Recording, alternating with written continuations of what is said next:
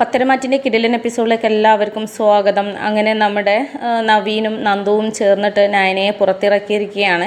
നല്ല അസാധ്യ പെർഫോമൻസ് തന്നെയാണ് കോടതിയിൽ കാഴ്ചവെച്ചത്. പക്ഷേ അതിൻ്റെ പിന്നിൽ അവർക്ക് ആ ഒരു പെർഫോമൻസ് കാഴ്ചവെക്കാനായിട്ട് സാധിച്ചത് നമ്മുടെ നവ്യയും കൂട്ടുകാരെയും ചേർന്ന് ചെയ്തു കൊടുത്ത സഹായം കൊണ്ടാണ്. പക്ഷേ നവ്യയാണ് ഇതിൻ്റെ പിന്നിലെന്നും നവ്യയുടെ കൂട്ടുകാരിയാണ് ഈ സഹായം ചെയ്തത് എന്നുള്ളതൊന്നും നന്ദുവോ അതുപോലെ നവീനോ അറിയുന്നുണ്ടായിരുന്നില്ല. പേര് വെളിപ്പെടുത്താതെ എല്ലാ സഹായവും ചെയ്തു കൊടുക്കുകയാണ് ചെയ്തിരുന്നത്.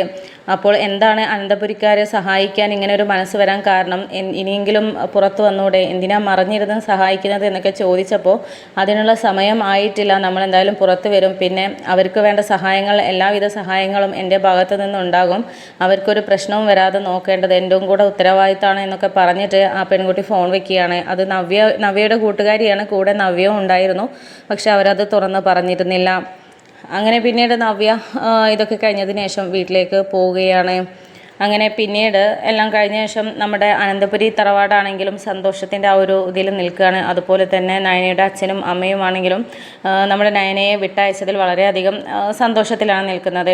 അതിനിടയിലാണെങ്കിൽ നമ്മുടെ നന്ദുവിനെ അനി വിളിക്കുകയും കേസിൻ്റെ കാര്യങ്ങൾ അന്വേഷിക്കുകയും ഒക്കെ ചെയ്യുന്ന സമയത്ത് നയന ഇറങ്ങിയതിൽ വലിയ സന്തോഷമുണ്ട് എന്നൊക്കെ പറയുന്ന ആ ഒരു സമയത്ത് നമ്മുടെ നന്ദു നവീനെക്കുറിച്ച് കൂടുതൽ കാര്യങ്ങൾ പൊക്കി പറഞ്ഞുകൊണ്ടിരിക്കുകയാണ്. നവീനേട്ടൻ ഇല്ലെങ്കിൽ ഇന്ന് നയനേച്ചി ഇറക്കാൻ കഴിയില്ലായിരുന്നു, അസാധ്യ പെർഫോമൻസ് തന്നെയായിരുന്നു കാഴ്ചവെച്ചത്, അത് നീ നേരിൽ കാണേണ്ടത് തന്നെയായിരുന്നു, എന്തായാലും നവീനേട്ടനെ കൊണ്ട് ഇങ്ങനെയൊക്കെ സാധിക്കുകയുള്ളൂ എന്നൊക്കെ വാതോരാതെ ഇങ്ങനെ പൊക്കി സംസാരിച്ചുകൊണ്ടിരിക്കുകയാണ്. പക്ഷെ നവീന നന്ദു പൊക്കി പറയുന്നത് അനിക്കത്ര ഇഷ്ടപ്പെടുന്നില്ലായിരുന്നു. എന്നിട്ട് നമ്മുടെ അനി മനസ്സിലിങ്ങനെ വിചാരിക്കുന്നുണ്ട്, നന്ദുവിൻ്റെ മനസ്സ് എന്തായാലും പതറില്ല, അതെനിക്ക് 100% ഉറപ്പാണ്. പക്ഷേ നന്ദുവിൻ്റെ മനസ്സ് മാറ്റിയെടുക്കാനുള്ള ഓരോ ശ്രമങ്ങളും അവളുടെ പ്രീതി പിടിച്ചു പറ്റാനുള്ള, ആ ഒരു ഇഷ്ടം പിടിച്ചു പറ്റാനുള്ള എല്ലാ വഴികളും അവൻ ഒരുക്കുന്നുണ്ട്. അവൻ വലിയ ആൾ ചമയുന്നുണ്ട് എന്നുള്ള രീതിയിലൊക്കെ ഒരു ടെൻഷനോട് കൂടി അനി ആലോചിച്ച് നിൽക്കുകയാണ്.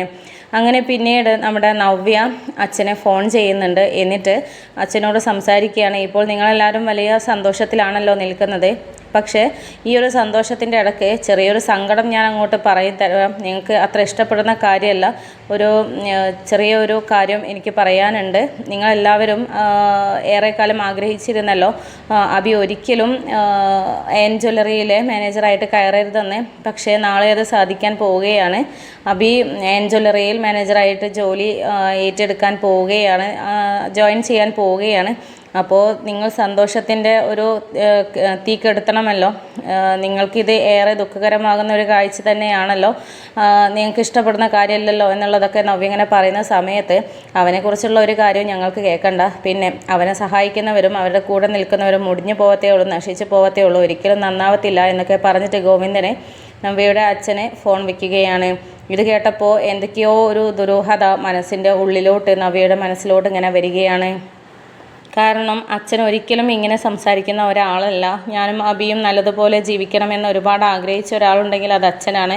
അപ്പോൾ അച്ഛനിങ്ങനെ പറയണമെങ്കിൽ എന്തൊക്കെയോ കാര്യമായിട്ട് ഇവിടെ സംഭവിച്ചിട്ടുണ്ട്. അതിൻ്റെ പിന്നാലെയുള്ള ഓട്ടത്തിൽ തന്നെയാണ് ഞാൻ.